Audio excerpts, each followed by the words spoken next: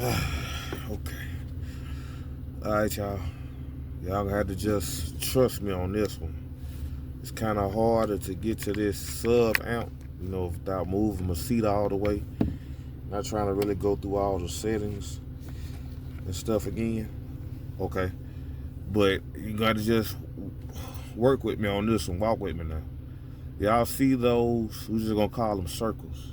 Those circles that have the white outline around them. It's some knobs inside those circles. Okay. The one furthest to this RCA input, if I'm not mistaken, that is my low pass filter.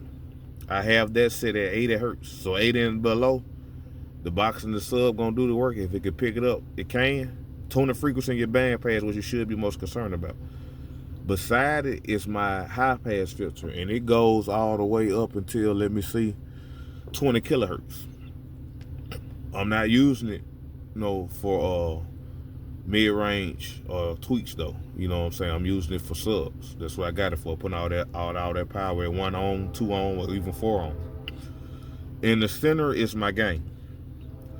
The two knobs to the furthest to the right is getting close to the clip lights, and the remote bass knob is missing. That is my bass boost. I have those all the way to the left as 0. Let me see. The level is 0. The frequency that is trying to affect 35 or 70 hertz, I have that off. I'm not trying to use bass boost on the sub amp. Like the way it sounds on my home setup headphones, where I can play with it there. I'm not gonna play with it here. All right. Maybe in the future I give me some 6x9s. I might play with it just to see if what I hear it in the home is legit, but I'm not gonna try to attempt that in the car. All right. Now I'm finna show y'all how I told y'all my head unit, I know that it's clean and my sub amp brings it down to 27. But I stated earlier that my 4-channel mids highs amp, it could do 31 or 32. You gotta pick the lower of the two and adjust accordingly. So that's why I know my unit, no matter what I get,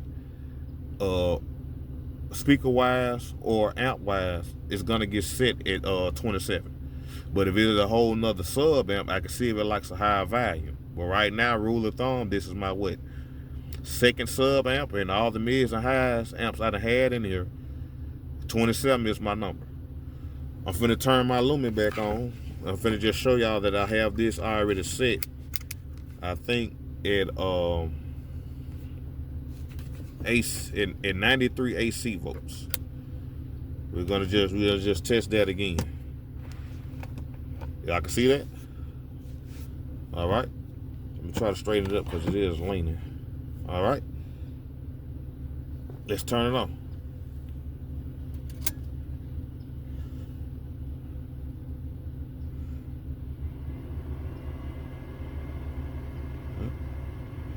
Get in power. Get in power. That was just waiting on the signal, y'all. Hopefully I ain't got to help it. It normally auto connects itself. Let me go and grab it to make sure it's still on. Got a 40 hertz kilohertz. No, 40 hertz test tone going through it. I'm gonna see if it's gonna connect itself, and we're just gonna turn it up. Yep, I'm gonna put it past 27, which should be 28. That clip light should come on. So that's another way to know if y'all amp indicator clip light is good. Unless you want to check, just trust your multimeter, which I trust. To really key in all the work for you. But that's one way to know, like, okay, an amp of this series or whatever, you'll know if it's good or not.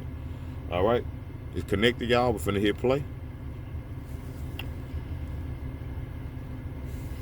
All right, 40 hertz test tone going. We're finna turn it up. We're finna turn it up to 27.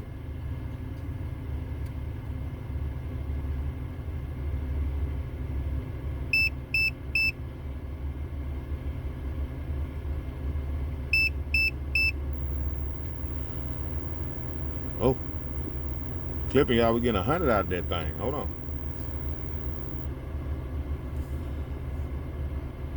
Now we getting 80. That right there is clean, y'all. And as y'all can see, that's what I wanted to show y'all. See how I'm clipping? You're able to get 100 AC volts out there. Yeah, bragging rights, whatever you want to call them. I got 100 AC volts. What you talking about? Yeah, you send out a dirty signal. It ain't clean. We trying to keep it clean. So I'm finna go back down. I'm at 26, but I know I could get 27 when it's lower. Off camera, y'all, I'm finna go ahead and turn it back up until 93 until that clip light comes on. I already checked the scope. I can check the scope now. I showed y'all what the scope look like. I know it's clean and it's not clipping. You saw the clip indicator light up on the amp.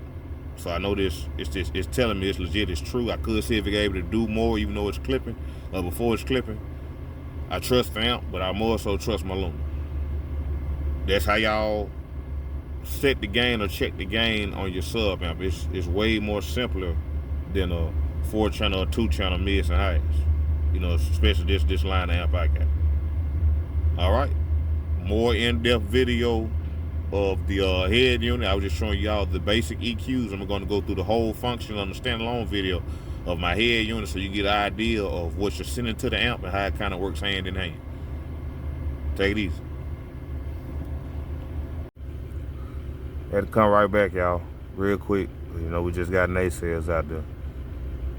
94.4 AC volts, pulled off 100, was clipping, could do way under 100, but me just knowing it's clean. Yeah, I see that blue light back there. When it goes to 0.5 at times, or even 0.4, a little flicker, all right. If I put it at 94 or 93 where I had it at, we ain't gonna get no clipping. It's clean. It's clean.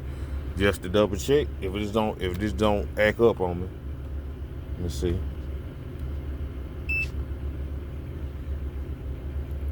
Gotta bring the range up. Uh-oh. There we go.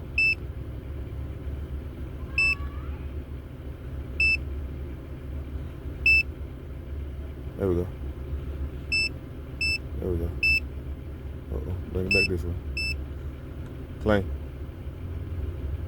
Clean. We clean. Happy New Year.